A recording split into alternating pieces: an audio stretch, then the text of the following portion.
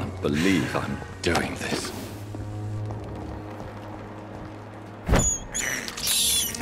This is despicable.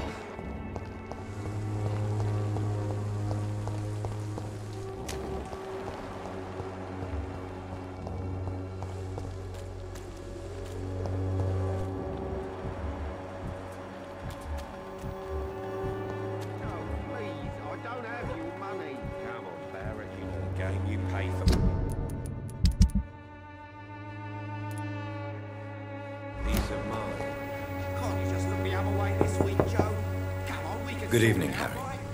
May I come in? Sure. Sure.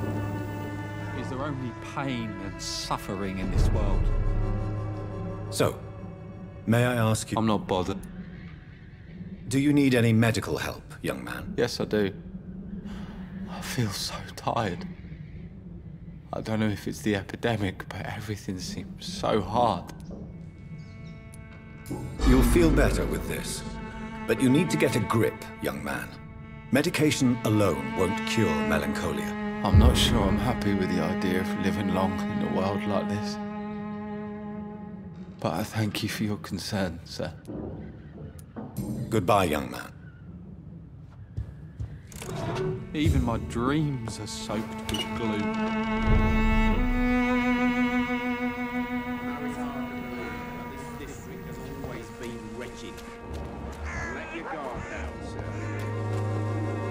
Excuse me, sir. I have a few questions for you. Another journalist? I didn't answer the first one, so piss off! I'm not a journalist, I'm a doctor. A doctor, you say? It's quite a rare breed in this part of town. Really? But still, here I am. Dr. Jonathan Reid, at your service. I'm Joe Peterson to some, but Colossus Joe to most. And I don't remember asking for your service, sir.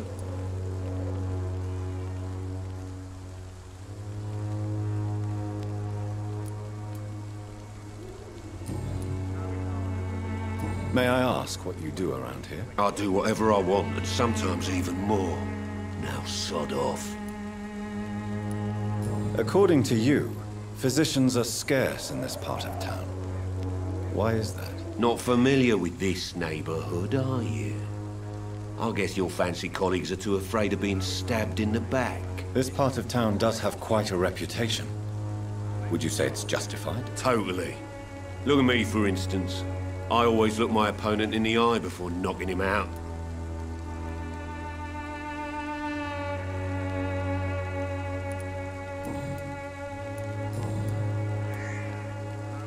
Harry doesn't seem happy living in Whitechapel. Why did you make him come here? I've always put my son's interests above everything else, whatever he may think. Our house is small but affordable. The walls are thin, but the door is solid. You really love your son, don't you, Mr. Peterson? He's my pride and joy. Even if he hates me for the choices I make and pushes me buttons more than he should. Do you have any regrets? Only one. Not to have my beloved wife by my side. She died when Harry was little. My sweet Jane. She gave the boy confidence.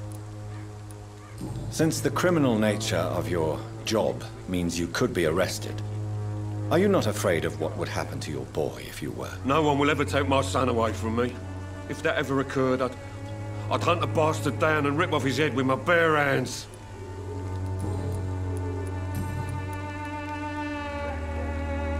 Have you heard of a nurse named Dorothy Crane? She's a colleague of mine and is supposed to live around here. Dorothy Crane? Yeah, I know her. One of the few good souls who dare to help the sick around here. Could you please tell me more about her? She's a nice girl. Tries to help the migrants. I offered to give her a hand, but she said my reputation would attract too much attention. Goodbye. I'll let your guard down, sir.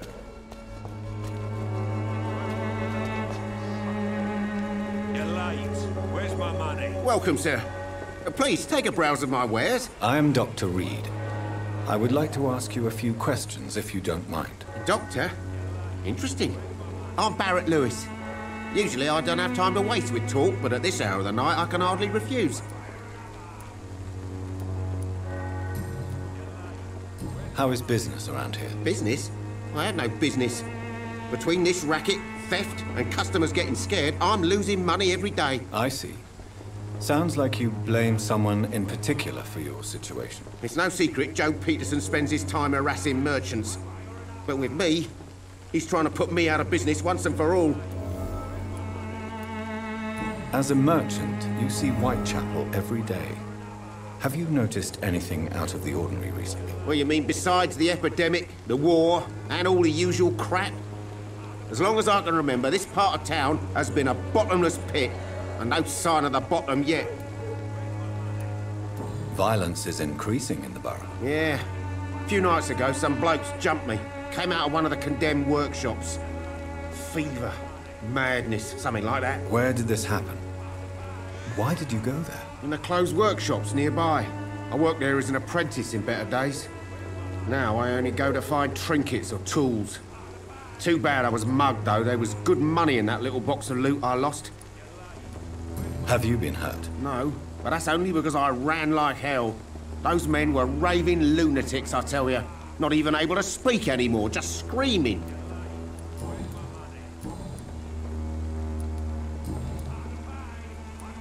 Barrett, you had an affair with Joe's wife, didn't you? Yeah, I did. She's the only woman I loved. My first regret is that she stayed with Joe after Harry was born. The second is I never shed a tear when she died. Did you ever try talking to Joe? Never. But I suspected he knew everything, even without knowing it. And he decided to make me pay in his own way. Do you mean you're Harry's father? No one will ever know for sure. And it's better that way. And I don't believe I'd have been all that bad as a dad. Right then. Show me what you have.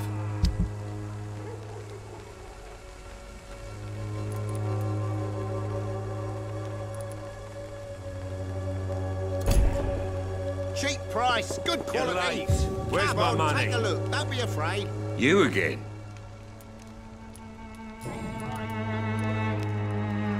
How did you become the local bully everyone is afraid of, Joe? There's no pride in roughing up poor bastards. But this is the only job I've found. And it pays well, too. A job? So you're racketeering for someone else? I got enlisted by the Wet Boot Boys, a gang from the docks. I'm their muscle for their dirty work.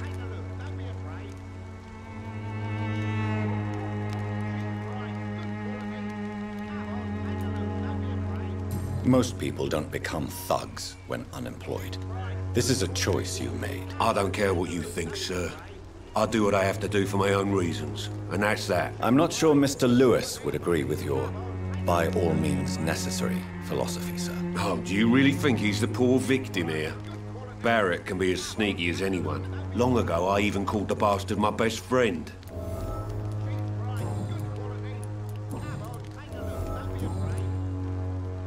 Goodbye, Mr. Peterson. Cheap price, good quality. Come on, take a look. Fancy buying some? You never... Joe Peterson. He's the villain here, isn't he? But you seem to know each other. I'd known Joe for years. I saw him box once or twice. He was a friend then. But these days, he's just another thug. What can you tell me about Mr. Peterson? Besides his behavior toward you, obviously. Colossus Joe was a decent boxer, good one even. But after his wife passed away, he found every excuse to stop training. Just wanted to pick fights with everyone.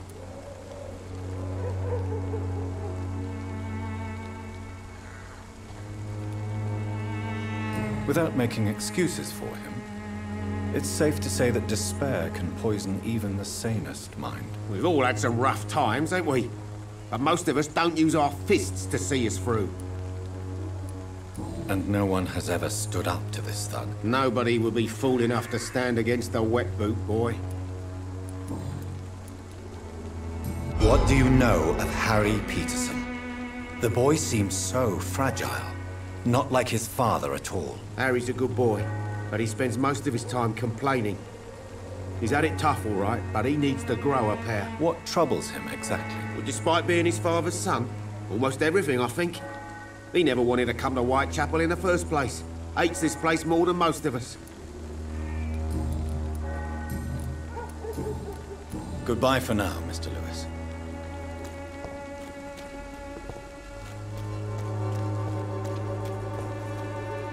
I should never... You again? What do you want this time?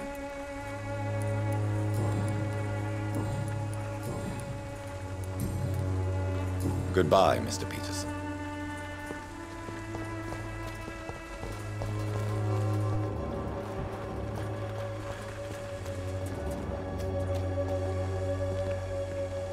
Don't be shy, handsome.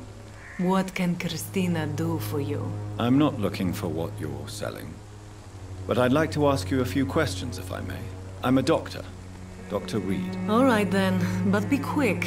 Though I usually get paid when I open my mouth. Cristina, have you been examined? The epidemic is spreading fast in London, and you could be exposed. Or expose others. I don't like doctors or hospitals, but I don't like you asking questions. Considering your line of work, I assure you it is only a matter of time before you have health issues. If it is going to happen, it will happen. Right now, I need money. That's what's important. You can put your own life in danger, that's your decision. But what about your clients? If you're contaminated, you will put them in danger too. And you think that would worry me? If you knew the men I deal with, their health would not be what you'd worry about.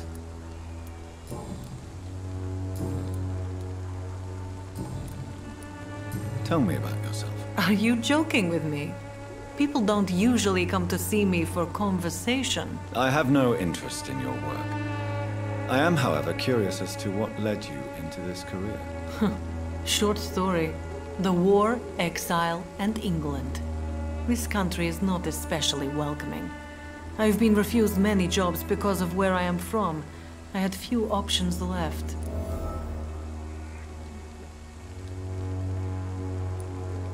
I always thought I was the master of my own fate. But now I know we don't always have control over our lives. I don't judge you. You know, this money is not only for me. I have good reasons to need this money quickly. But it is not your concern, Doctor.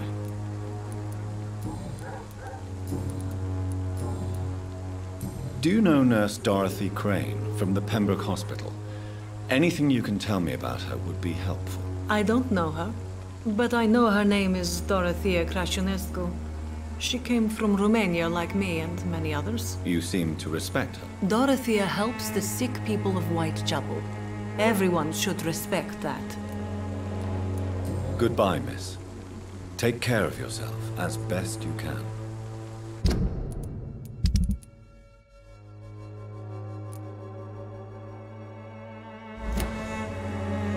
Good evening. Change.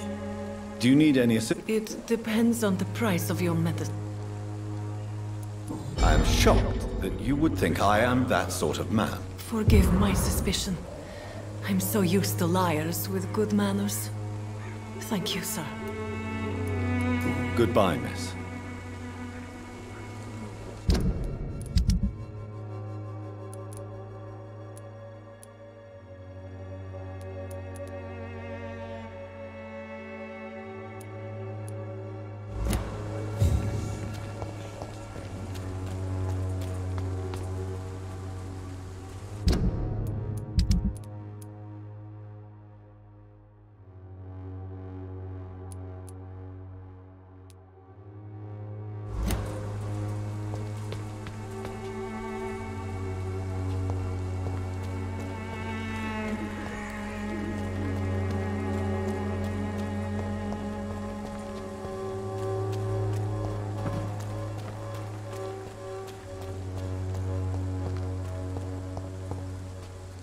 Forgive my interruption. Do not apologize, my son. Father Tobias Whitaker is always happy to teach mortals about the incoming Armageddon. I am Dr. Jonathan Reid, and I just have a few questions. A scientist? You are much more lost than I thought, my son.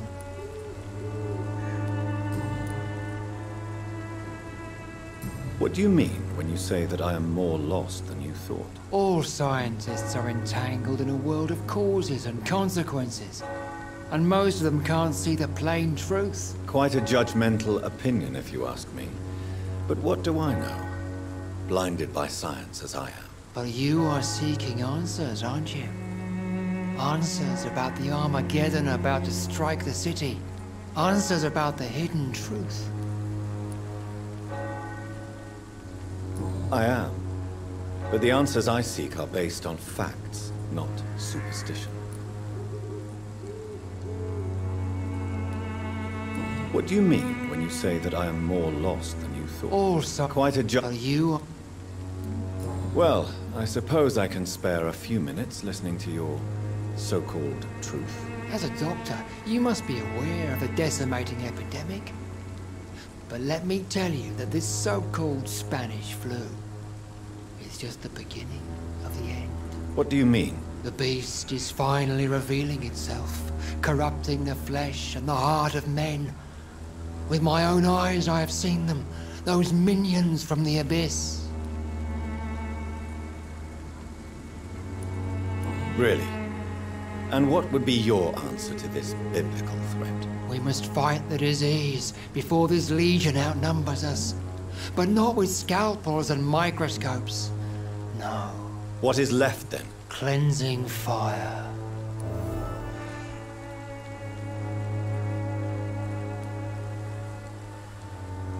Tell me, Tobias, what exactly is your plan concerning the cleansing of this city? God will recognize his own. More than once this city has risen from the ashes, hardened and purified by the flames.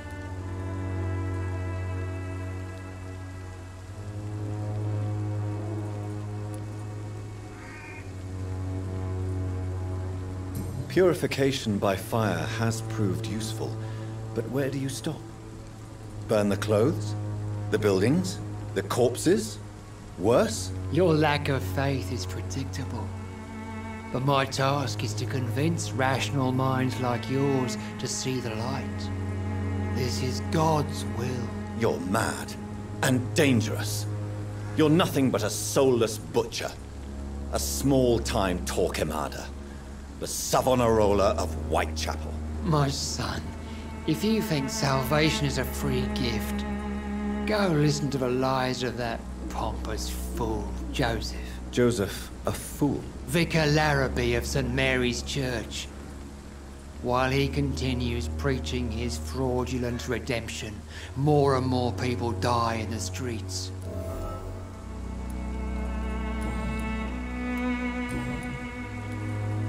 Have you any friends? Any family left in these terrible times? No. But I have a disciple I see as my son. He is so devoted.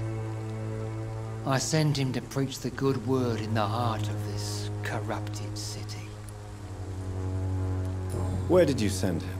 I sent Samuel to the Stonebridge Cemetery, where the pestilence and evil grows night after night. You sent him on some preaching crusade during the epidemic. As a true believer, Samuel will fear no evil while he walks through the valley of the shadow of death.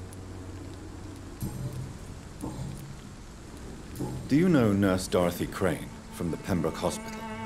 I'd like to know more about her. I don't like the liberal ideas of nurses, but I especially abhor that Nurse Crane you mentioned. So you're not exactly a fan of Florence Nightingale's work. But nurses are essential for modern healthcare. Nuns should be the only women allowed to take care of male patients. It's obvious only they have the necessary moral fiber.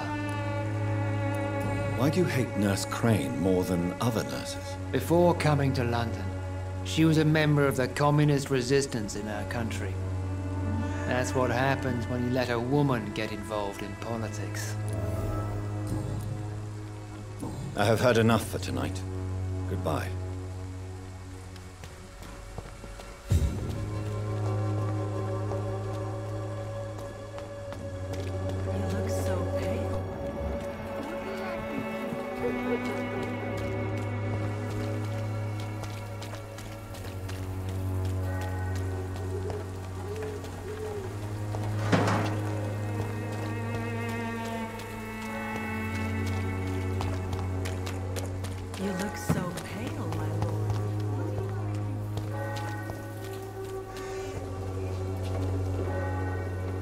Excuse me, sir. Are you familiar with this part of town?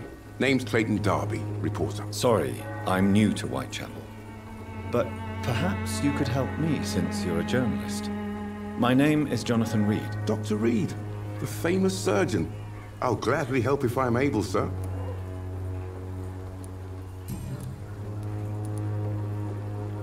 Why are the newspapers keeping silent about the Spanish influenza? It's as though none of you care. There's a war going on. People shouldn't be demoralized by news of deadly diseases.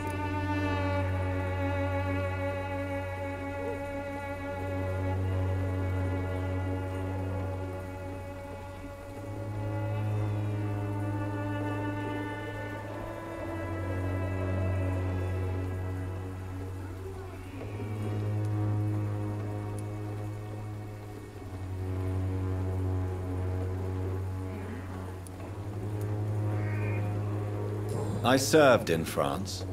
Our top priority must be to put an end to this butchery. This war must stop now. Sir, streets are a battlefield too. An invisible and untold war is going on, and it must be stopped. What is a journalist doing in this borough after sunset? He goes where none of his colleagues would dare to go, to inform the country. So you risk your life to reveal the truth. I saw many reporters do the same during the war. Whitechapel is the crucible of so many untold stories and tragedies.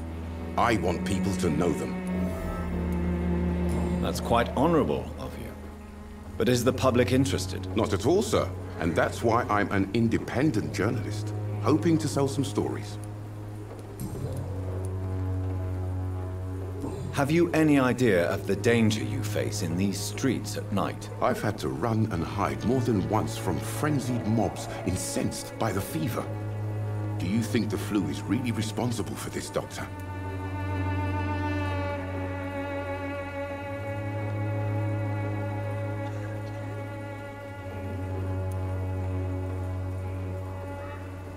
That science is unable to explain the facts doesn't mean there is no rational explanation. I confess, I share your point of view, Doctor. Cristina Popper claims she sells her body because she can't find any other work. Do you believe her? Of course I do. Her story is exactly what I want my readers to understand. We live in an intolerant and divided nation. Do you think things will ever change, Mr. Darby? I believe the situation can only improve. And now that women can vote, I'm convinced things will change.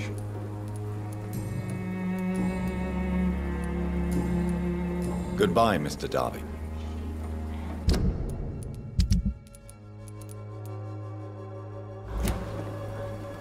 Good evening, Doc. Do you need a... That would be nice of you, Doctor. Who knows what I may have caught during my investigation. If you persist in investigating the most pox-ridden boroughs of London, you must accept the risks. Thank you, sir. Goodbye, Mr. Darby. Farewell.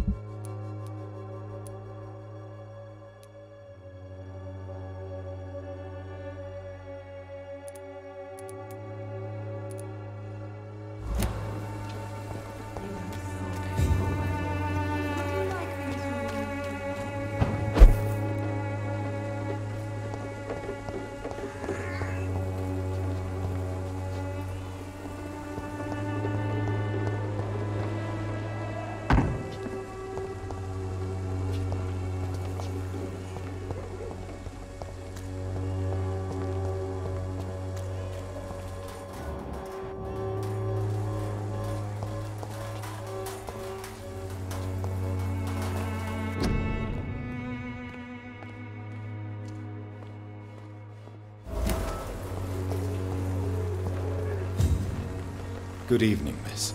I'm Dr. Reid. I'd like to... I know what you're thinking. A tall stranger who meets a girl in the street at night. It reeks of the penny dreadfuls. But I mean you no harm, truly.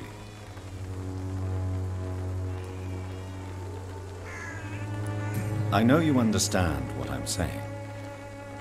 Your silence has nothing to do with you being mute, does it? Melia, I know you work for Dorothy Crane. Please tell me about her secret dispensary. A stubborn and mute comrade. Nurse Crane and Darius Petrescu have been clever. Very well.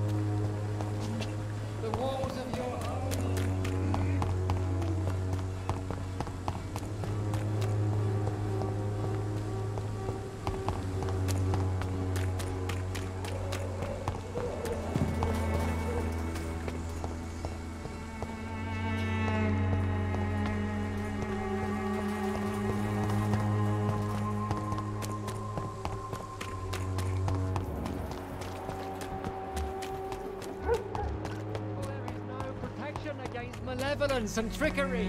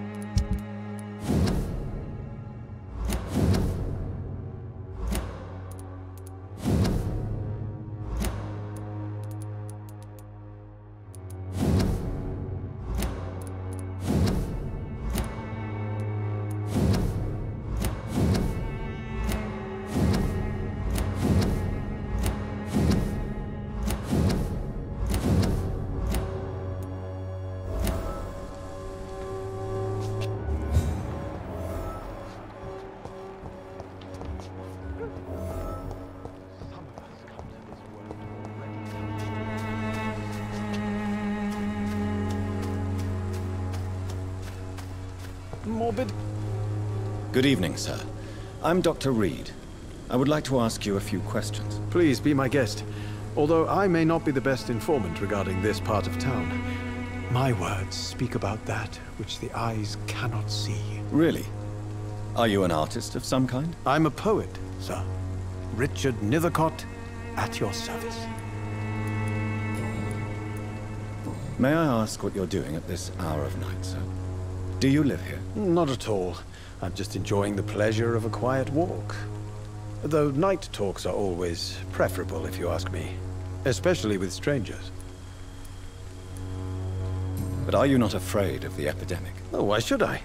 I see some equity in the Spanish flu. No flesh should be saved, say the scriptures. Good or evil, rich or poor, all are equal in the eyes of the flu. If you say so. But as a physician in a time of epidemic, I must caution you to avoid unnecessary exposure, sir. Thank you, Doctor. But we both know the seeker of truth has to go boldly where the weak dare not.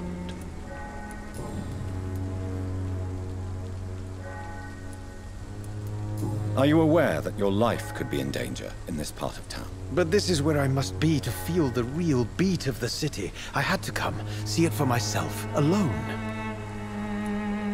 I understand your need for solitude, but it's not safe around here.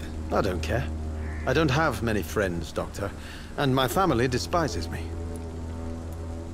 If some misfortune came upon you, who would be here to help you? Well, you, for a start, my dear Doctor. What are your thoughts on the terrible situation in this city? Terrible, you say? No. Of course, the death of so many innocents is a tragedy. But the scourge has not been all bad for the city. Oh, no, sir. What are you talking about? Do you remember London before the flu? Noisy, cacophonic, quiet nowhere to be found. And now, listen to this oddly peaceful silence.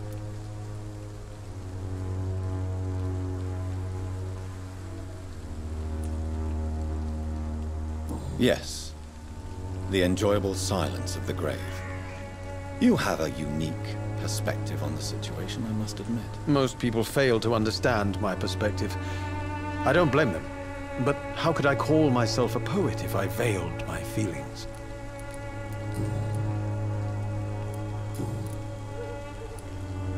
Tell me, Mr. Nethercott, why seek inspiration in Whitechapel? The place is not beautiful per se, but how to explain it?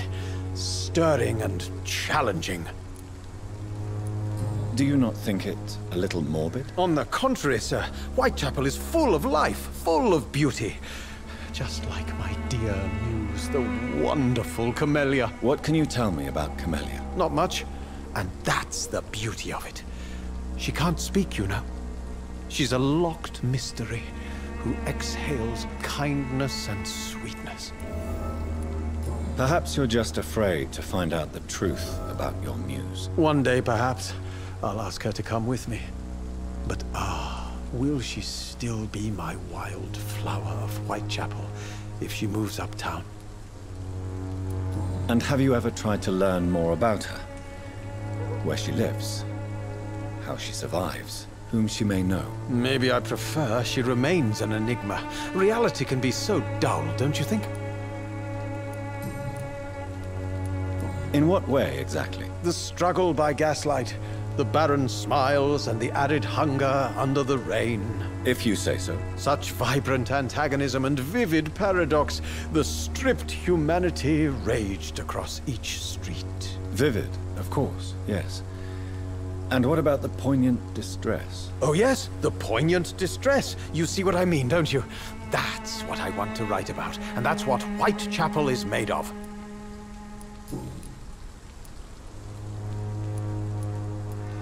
Did you know the mute florist is a member of a secret society? No, I didn't.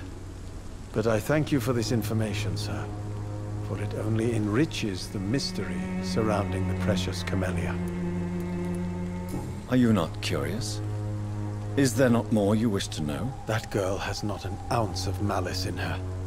Whatever she may be hiding, it's certain to be for the benefit of most, if not all.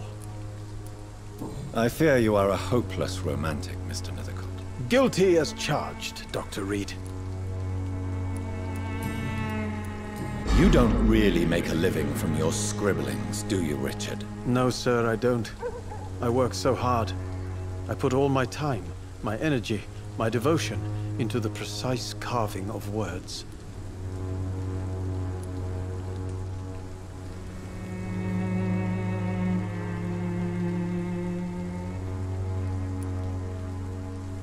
When she was younger, my mother was a painter and a poet. She told me many times how poor her artist friends were and how she helped them. My parents pay for my rent, my food, and my clothes. All I have to give them in return is lies they do not believe. You seem embarrassed. Someday I hope to proudly offer my first publication to my parents. Until that day, I'll remain the failure of a son they have to support.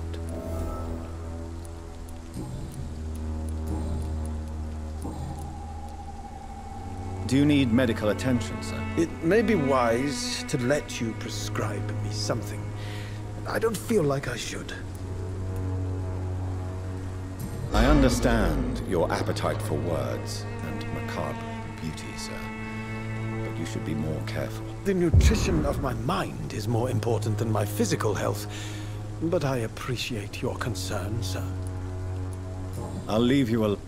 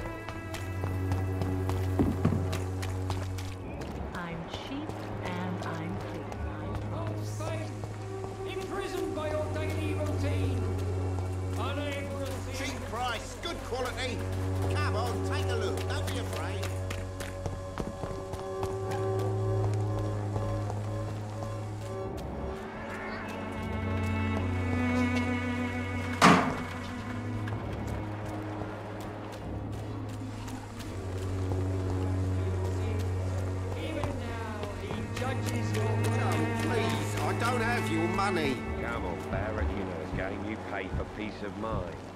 Can't you just look the other way this week, Joe? Come on, we can sort it out, right? It's not my call, Barrett. You pay one way or another. Please, Joe. How long have we known each other? We even used to be neighbours, for Christ's sake. I prefer not to give you another beating, Barrett.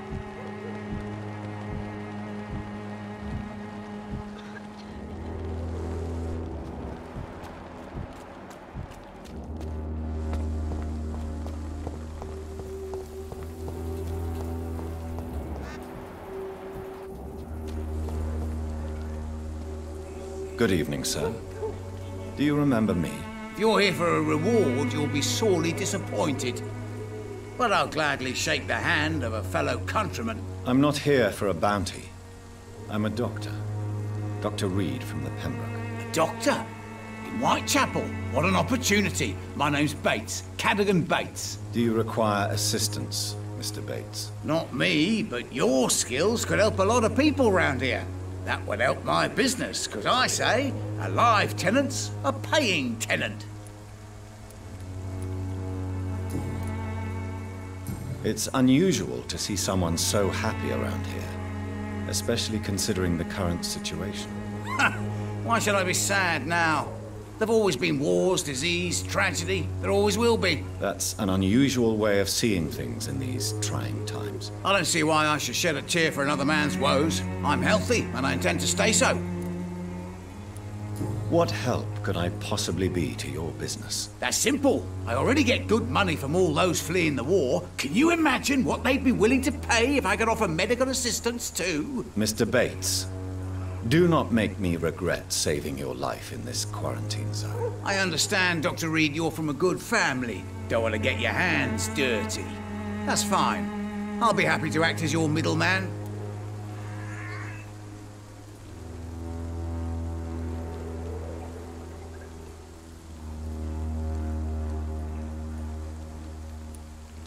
I've no interest in money. Perhaps one night I will visit you and take what I require. If that should happen, there will be no need for a middleman. So it's a no, then. That's too bad. The Reid tonic could have really helped people, you know, save lives. Isn't that what you do? I mean, people buy that Swamborous shit. What is your business, exactly? I offer fair lodgings for a modest price to the poor and weary of Whitechapel. I see. And what about those who cannot pay? Well, deals can be done, if you know what I mean. Money's not the only currency. After all, I'm not immune to a pretty face.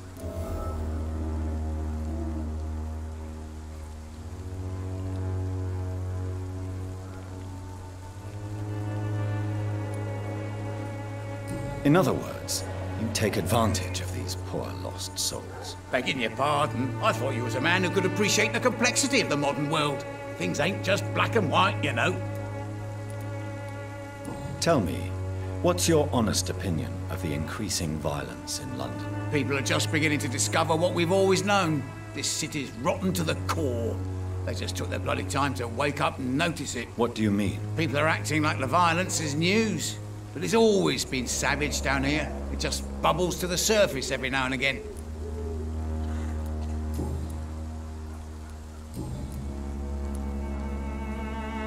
You seem to have recovered well since your attack. Do you ever think about what happened to you? Not much. It was a fucking nightmare. Savages, absolute bloody savages. Their appearance. Jesus. It made me want to puke. You'd better not come back here. I won't be around next time to save you. I want to know everything about the recent violence, Cadogan. And I want the truth. Well, rent may be a bit high, and yeah, I've had to evict a few people.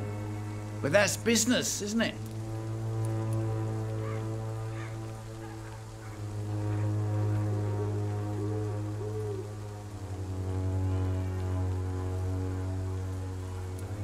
Take this as my final warning. You will not profit from the misery of others. Business is one thing, but what you do is quite another. Really? What you gonna do?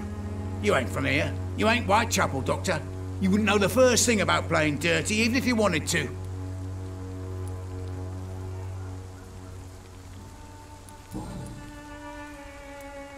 I'm looking for Dorothy Crane. She's a nurse.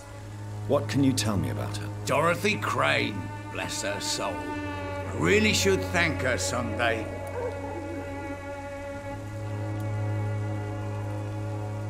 Has she treated you? No. When I need a checkup, I'd go to a bloody doctor, not some back alley clinic full of sick foreigners. Tell me truthfully, why are you so thankful? By keeping my tenants alive, she's making me a rich man. Every month they live, it's more coin in my pocket. Since I took an oath to help people, can I be of assistance? Well, seen better days, that's for sure. But it was bound to happen with all these refugees about. Infecting you is probably the last thing on these people's minds. Take this, in any case. What? You give me this for free? Don't have a clue about this place, do you? Goodbye, Mr. Bates.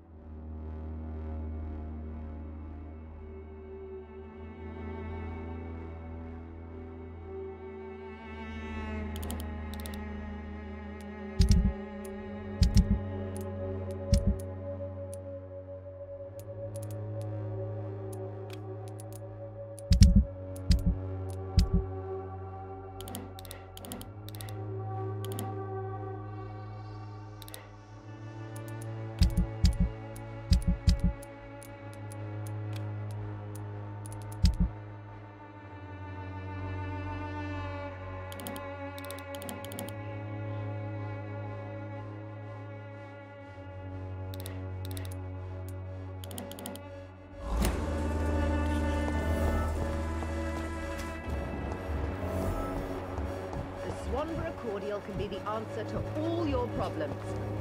As long as you have the money. Good evening, my dear. I'd like to see what...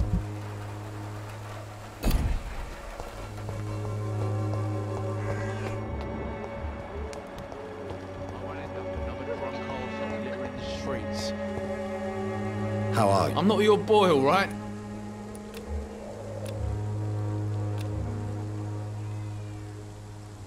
Do you need assistance? Please. Feeling tired these days. There you go.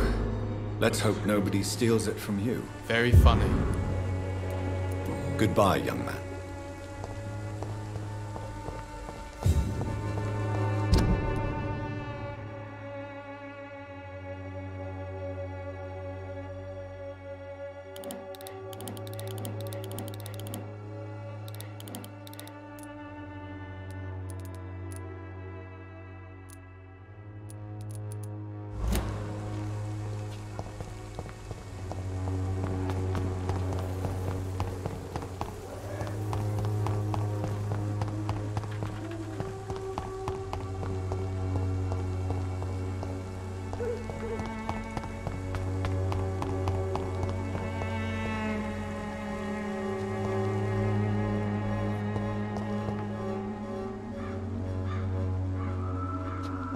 There's safer places to be.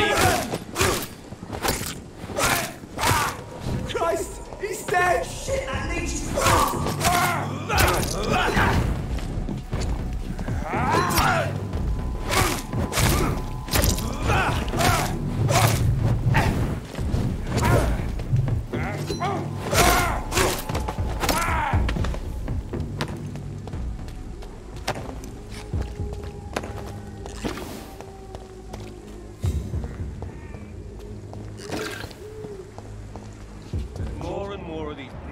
is every night.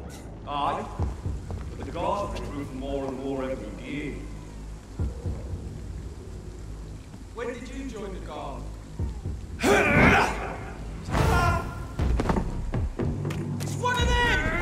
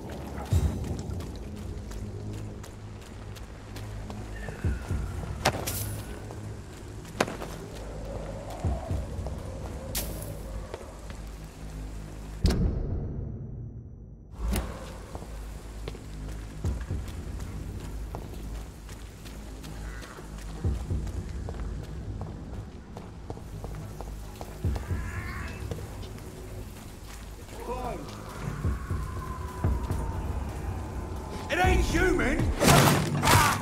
Die, Berlin! Fuck, he's dead!